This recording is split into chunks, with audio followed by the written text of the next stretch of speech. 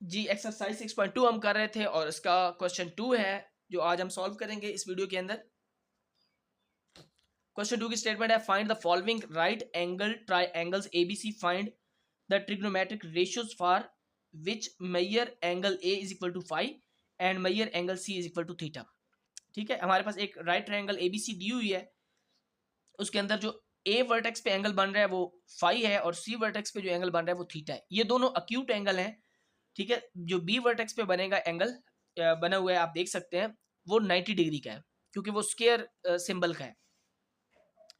तो हमारे पास ये एक राइट एंगल ट्राइंगल दी हुई है ए बी सी और ए वर्टेक्स के सामने जो साइड है वो ए है, स्मॉल ए, बी वर्टेक्स के सामने स्मॉल बी है और सी वर्टेक्स के सामने स्मॉल सी है।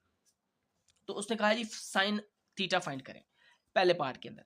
तो साइन थीटा क्या होता है? अब थीटा अगर हम फाइंड कर थीटा के हिसाब से अगर हमने ट्रिग्नोमेट्रिक रेशियो निकालनी है, फाइंड आउट करनी है उसकी वैल्यू, तो थीटा के सामने परपेंडिकुलर होगा, थीटा के साथ जो साइड है वो बेस होगी और हाइपोटेन्यूज तो जाहिर बात है 90 डिग्री के सामने है।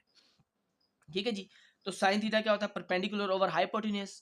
तो परपेंडिकुलर क्या है? परपेंडिकुलर थीटा के हिसाब से सी है और हाइपोटेन्यूज क्या है? वो है जीपी। तो ये इसका आंसर है सी ओवर बी। अच्छा, नीचे कॉस पे आ जाते हैं। कॉस थीटा क्या है? कॉस थीटा है जी बेस ओवर हाइपोटेन्यूज। तो बेस क्या है? क्योंकि थीटा के हिसाब से हम थीटा के को इस्तेमाल करते हुए हम निकाल रहे हैं ट्रिग्नोमेट्रिक रेशियो। तो फिर हमारे पास क्या होगा? थीटा के सामने परपेंडिकुलर है, थीटा के साथ बेस है, तो ये हमारे पास क्या होगा?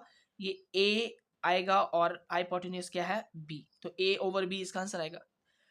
टेन थीटा क्या होगा? देखिए टेन टेन थीटा, क्योंकि परपेंडिकुलर जो है वो सी है तो सी आएगा और जो बेस है वो हमारे पास ए है, तो इसलिए सी ओवर ए इसका आंसर आएगा।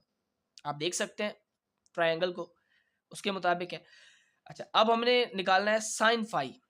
तो देखें अगर हम साइन फाई निकालने लगे हैं ना, तो उसके लिए हमें क्या करना होगा? फाई के सामने परपेंडिकुलर अब हो जाएगा। ए परपेंडिकुलर है क्योंकि अक्यूट एंगल जिसको हम इस्तेमाल कर रहे होते हैं ना उसके सामने परपेंडिकुलर होता है, उसके साथ वाली साइड जो है वो ये सी बेस हो जाएगी। तो साइन फाई के लिए क्या होगा? Perpendicular over hypotenuse. तो परपेंडिकुलर क्या है जी? परपेंडिकुलर है ए, ठीक है, और हाइपोटेन्यूज तो वही बी है। ठीक है, कॉस फाई के लिए क्या होगा? बेस ओवर हाइपोटेन्यूज होता है। तो बेस क्या है? उसके लिए बेस आप देख सकते हैं, जब हम फाई को इस्तेमाल करते हैं तो बेस हमारी सी है, इसलिए इसको लिखेंगे सी ओवर बी। ठीक है, आखिर पे हमारे पास टेन फाई है, तो टेन फाई का क्या होता है? Perpendicular over base. तो परपेंडिकुलर क्या है?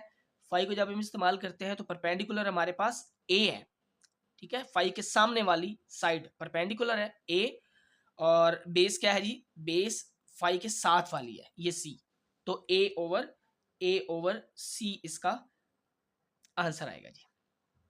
बिल्कुल पहले क्वेश्चन की तरह ही था कि हमने दो अक्यूट एंगल्स को बारी बारी जो है वो ट्रिग्नोमेट्रिक रेशियोज फाइंड करने के लिए इस्तेमाल करना है। ठीक है जी, ये थी हमारी वीडियो।